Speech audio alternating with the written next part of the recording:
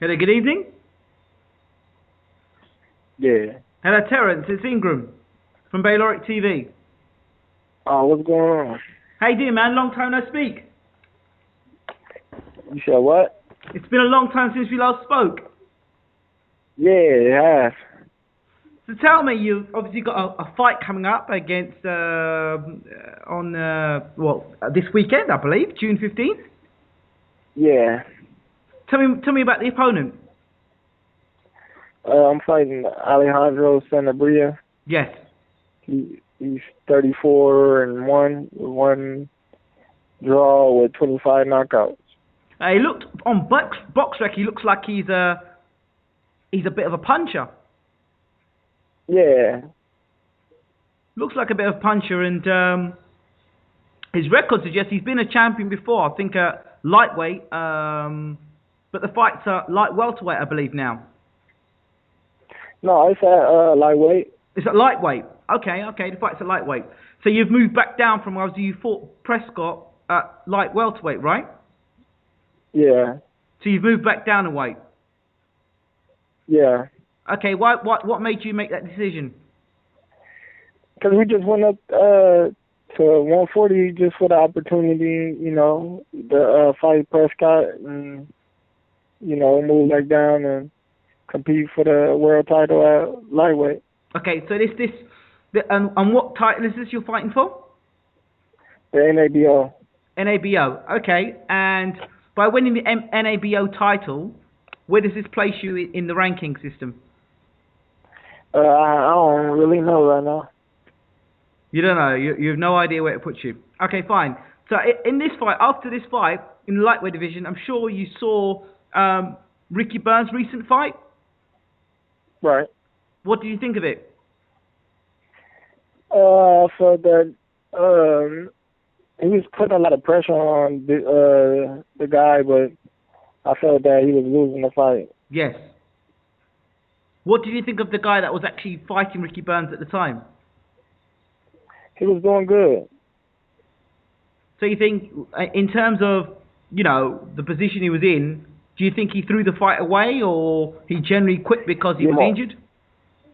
Yeah, most definitely. I felt he should have been prepared to do whatever he had to do to win the fight. I mean, he was in a very good position. Yeah. In that fight, did you see anything in that fight that made you think that maybe Terence Crawford should be in the ring with Ricky Burns? Yeah, because the guy gave up, and I felt like, if I was placed in that position, I would have never gave up. So what would Terence Crawford offer to Ricky Burns that this gentleman didn't? You said what? What would you offer? What sort of challenge would you bring to Ricky Burns? A lot. I think I bring a lot of challenge to any fighter that I get in the ring with. It's not just Ricky Burns. I got speed, I got power, I'm smart in there, I got a good agility. I just feel like I'm an all-around good fighter. Well, the lightweight division, there's a few fighters recently have moved up. Most recently, Adrian Broner. He now challenges Malignaggi next week for his title. What are your thoughts on this fight? I really ain't got too much thoughts on that fight. You got a lightweight, or a guy as lightweight who's jumped the lightweight division, moved up to the welterweight division. But he's not fighting a strong welterweight. Malignaggi.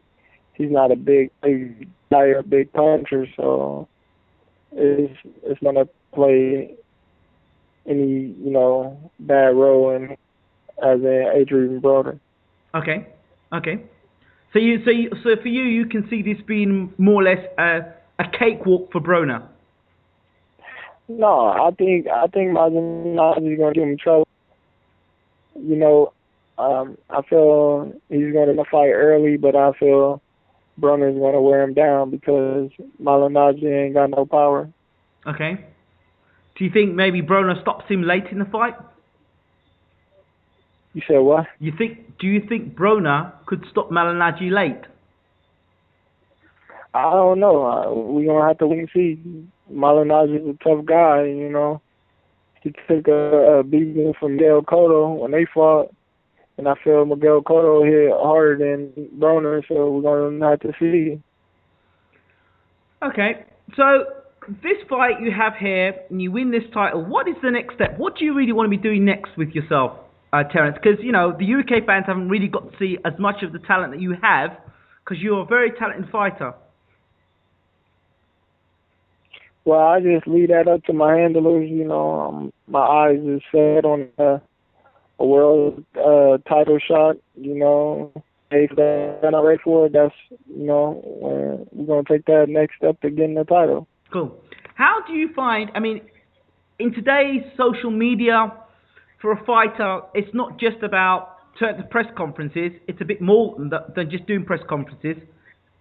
What do you do to sell yourself apart from just being a good fighter? How do I sell myself? I Yes. just sell myself in the ring with my talent. Okay. Apart from your obvious skills inside the ring, what do you do outside the ring to sell yourself, to let people know that Terence Crawford is the man? I just be myself. You know, I don't try to be nothing that I'm not. You know, I don't try to paint a picture of myself that ain't true. I just be myself, and either they like it or they don't, you know. So you're not swayed by the fact that the guys that have the big mouths and the guys that say, I want to fight this and I want to fight that, they get the opportunities because they're promoting. Nah, I don't look at it as if you got to do that. All I do is keep winning, and everything else will fall in place. I know you mentioned before, the last time we spoke, we talked about Danny Garcia, and you beat him in the amateurs. You know, obviously he's just seen Lucas Matisse destroy Peterson, and there's a potential fight between Lucas Matisse and Garcia. What's your views on this fight, potential fight? Well, that's going to be a great fight, you know. I feel, you know, Matisse is a big puncher. Danny got some pop, but at the same time, Danny can box a little bit at the same time, too. So I feel he's going to have to do a little more boxing than banging and coming forward. I mean, you've fought in, as I said, as an amateur on a number of occasions. Does Danny have what it takes as a boxer, not a puncher, to beat Matisse? He should. He's a world champion. You know, he should have everything he needs. You know, to conquer all the naysayers. Been doing it for a long time now, and I feel that he got the skills and ability to do it. Whoever calculate on the other person's mistakes is going to win. Okay. In terms of yourself, once again, we go back to you, Terence. Since that fight with Prescott, have you been getting any more exposure because of that fight? Yeah, a lot more exposure. You know, I got a lot of more fan base, you know, ever since that fight, so it done me good. We had over 789 people view the interview we did with you the first time round, Terence.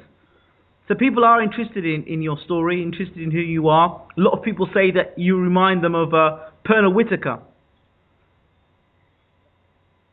Yeah, I had a lot, you know, but I don't ever compare myself to nobody. I always say I'm me. You know, I don't like being called another fighter. At the same time, it's great that they compare me to him, but I always feel like, you know, I'm my own person. In terms of this fight, I mean, how long did it take to get this deal together to make this fight happen? Well, it didn't take too long.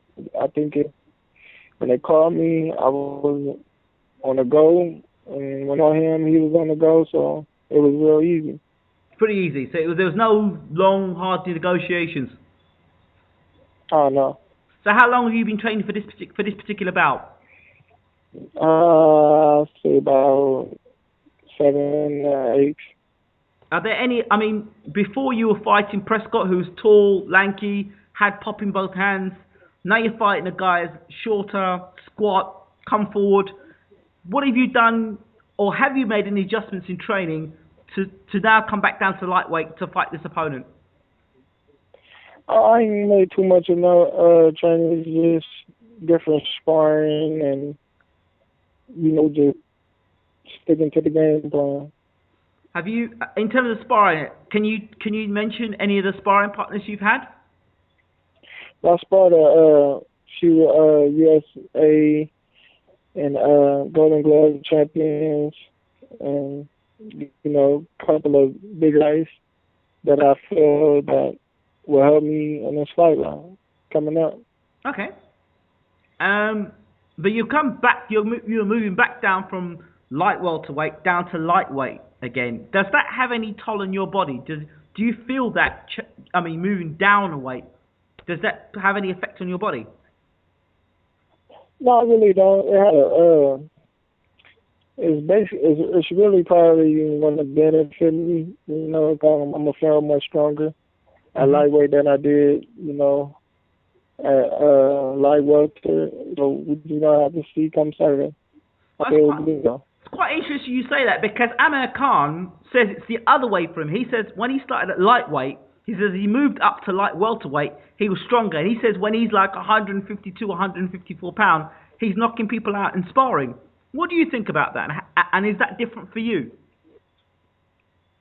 Because you got more body weight on you, so of course you're going to feel strong when you're walking around at your natural weight, in the gym. You don't got to lose no weight and you don't got to make weight. Of course you're going to feel more stronger, but come fight time, when you start fighting people that's at 140 and you're a 35-pounder and they coming in the ring at 160 and you coming in the ring at 150, you're going to feel that 10 pounds. So, in terms of punch resistance, when you get hit, say like you're 135 pounds as a lightweight, yeah? The punch you take at 135 pounds, if you're there if you move up to a light welterweight and you take that same punch, is there a difference? No, I didn't feel no difference. So I would say there's not much difference. Okay. Well, Terence Crawford, thank you so much for talking to Bayloric TV again. Thank you. And we look forward to seeing you fight this weekend. Okay. Bye-bye.